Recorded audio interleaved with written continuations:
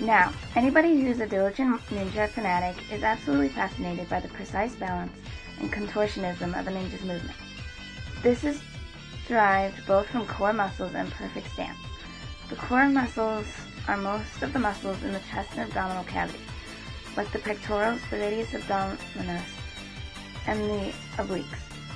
These muscle grooves are all basically used as anchors to disperse gravitational pull on a martial artist throughout his body, lessening the strain on his body during strange movements. These muscles are also in high affiliation with the rest of the muscles throughout his body, which enable him to do crazy movements like this with ease. Perfect stance is a huge key in the art of the ninja. Without a perfect anatomical positioning of the body, the ninja would not be able to take down his opponent easily, and would have an incredibly hard time with the acrobatics of his maneuvers and parries. Having perfect balance is often referred to as finding the center of the body. This means that the ninja/kung fu master is able to achieve perfect balance and gravitational pull throughout his body by utilizing intense control.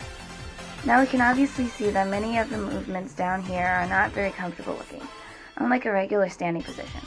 However, in using the basis of balance in a regular standing position backed by the intensive training, a ninja is able to pull off incredible stances, flips, and rolls. Therefore, we can go to say that for a ninja and kung fu master, there are many anatomical positions that work just fine.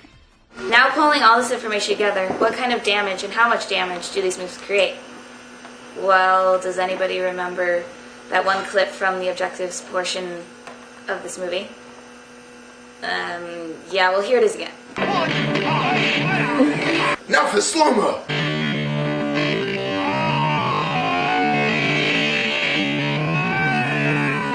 Now, with all due respect, that was a movie, and that break was fake. Hey, that rhymed. I are clever. However, we can say that the break was a humerus fracture, and a compound humerus fracture at that. To sum it all up in one perfect word, ow! Also, let's go back to the knockout punch from the boxer. As we can see here, the punch was backed by an enormous amount of force. This force will destroy bones in the face, like nasal bones, and rack the brain around a good deal. Now, going to our last important objective, we're going to let those absolutely wonderful people from Fight Science elaborate on it for us, since we've worked tirelessly on this project and we're all kind of wiped. Plus, we're complete noobs at understanding neurological stuff right now. Data from the dummy, combined with motion capture of Steve's punch, provides an inside view of devastation. When Steve's 1,000-pound punch lands, it sends the brain sliding inside the skull.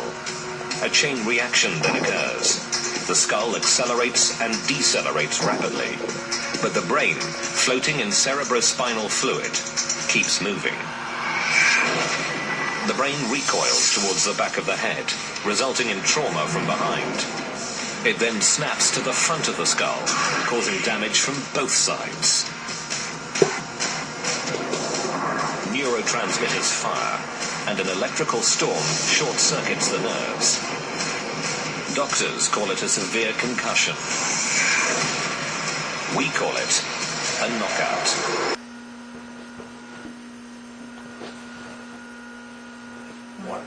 Phew.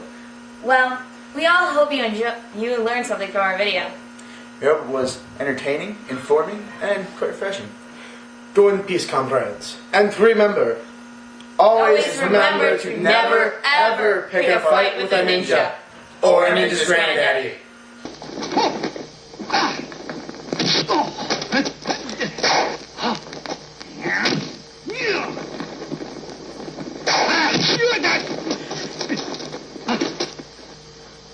Now for something completely different.